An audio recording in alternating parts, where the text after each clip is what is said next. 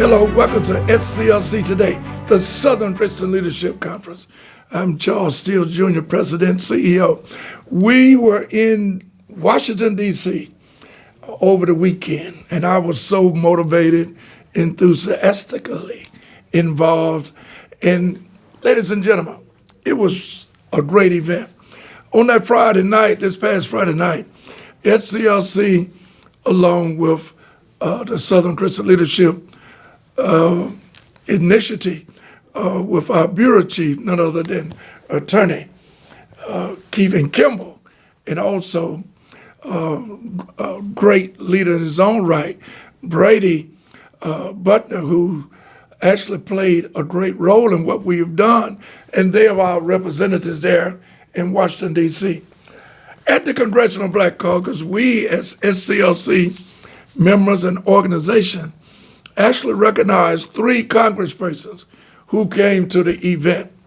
None other than our own congressional leader in his own right, Congressman Hank Johnson, right here in the Atlanta, Lithonia area, metropolis of Atlanta, who represent many of people, not just in this district, but throughout. And we want to thank him for all of his leadership that he has done and worked with me and SCLC through the years. Congressman Glenn Ivey from Maryland, none other than our esteemed representative there, Madam President of Prince George County, none other than President Josephine Mourning. Josephine did a great job in my bringing her up to bring about the presentation to her congressman. And last but not least, my friend, my brother, family member, Congressman Jonathan Jackson, when he told me, Charles, we have a civil rights office on the hill. Man, did that feel good and sound good. A civil rights office at the U.S. Capitol in Washington, D.C. And we awarded him, and man, he's a historian in terms of the historicity of the world history that affects African Americans and all people. And we want to thank all 3 of those giant of leadership, great leaders in their own rights, for working with us. Then the next day, we had a program that brought about Black Money Matters. The accessibility to capital, to resources, to dollars, to money. And that's what we talked about. And these 2 programs were put on by the Southern Christian Leadership Conference with none other than our bureau chief, Attorney Kevin Kimball, and also Brady Butner, who does a good job for us as well. Ladies and gentlemen, when you're talking about Black Money Matters, we also had the Mayor Brandon from Chicago, who was also there participating with Congressman Danny Davis, Reverend Green from New York, and several other people. But I want you to know they were all good. We must get the message out. That's the bottom line of everybody talking about access to capital. Let me just run something by you. I said this and I'm being redundant. The venture capitalists spent $86 billion in investing in small businesses and all businesses.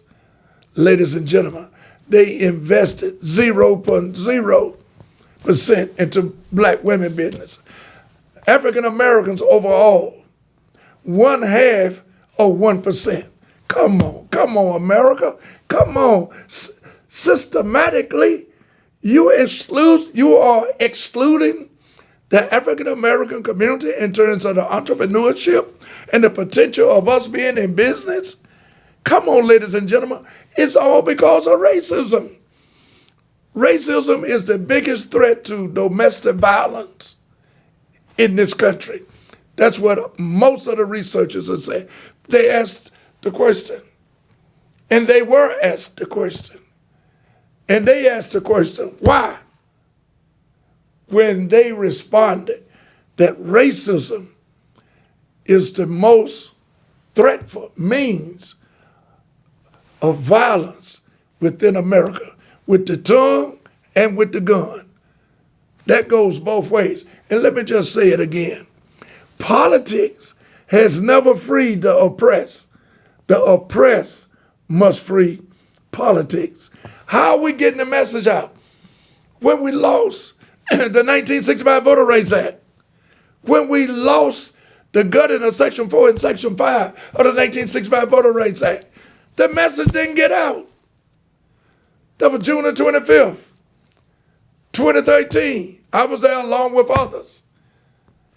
But the point being, the message has never gotten out, still not out. People don't realize that we are under Jim Crow control through state rights. We're going back to state rights. We're going backwards, ladies and gentlemen. And you know what? When I reported this and talked about this in Washington, D.C., on the Hill, and everywhere I go, I talk about it in terms of racism and its ugly embeddedness within this system through the transatlantic African slave trade that was done through politics. When I spoke at the Lincoln Memorial 3 weeks ago, I talked about America is guilty. And until you bring this to the attention and know what you're dealing with, it's obvious that this systemic racism is so embedded in our system, you can't even go to the traditional banks to get a loan because they put everybody else in business but African Americans. Something is wrong with that. Is it a hate mechanism within this system, within this country? Why don't you like us? Why don't you care for all of the citizenry within this country? We built this country, African Americans, and guess what? We never got paid. I'm for reparation. Give me my 40 acres and a mule. I'm for all of it.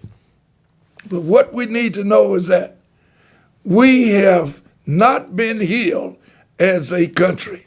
And I ask the question, if you love me like you say, why you treat me like you do? Dr. King went to Washington, D.C. and was killed because he believed in the redistribution of the wealth. You want to talk about Dr. King? Talk about those type of things about Dr. King. You want to talk about Dr. King? Talk about the fact he talked to Harry Belafonte 2 months before he was assassinated, murdered, killed, slaughtered at the Lorraine Motel. He talked about the fact to Harry Belafonte, Harry, I think I have integrated my people into a burning house.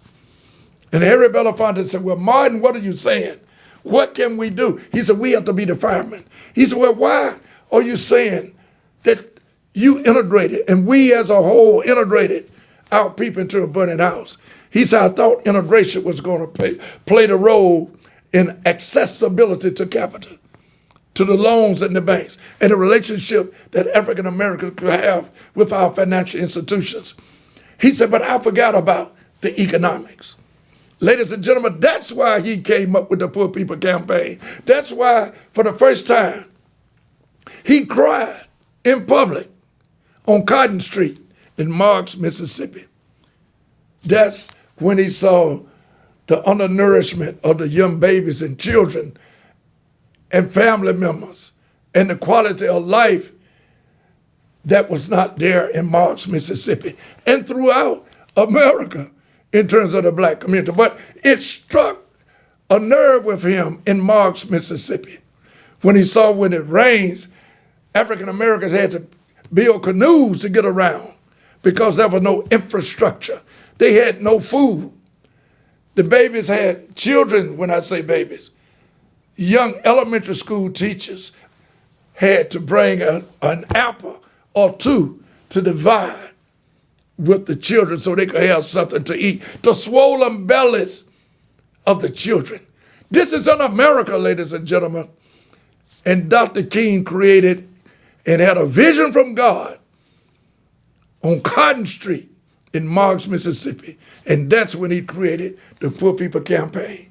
And that's when it was decided that he must be eliminated, along with his opposition to the Vietnam War. Ladies and gentlemen, keep watching, because we're going to tell the story, the untold stories of the civil rights movement. God bless you. We love you because love is what love does, and we must stay prayed up. God bless you.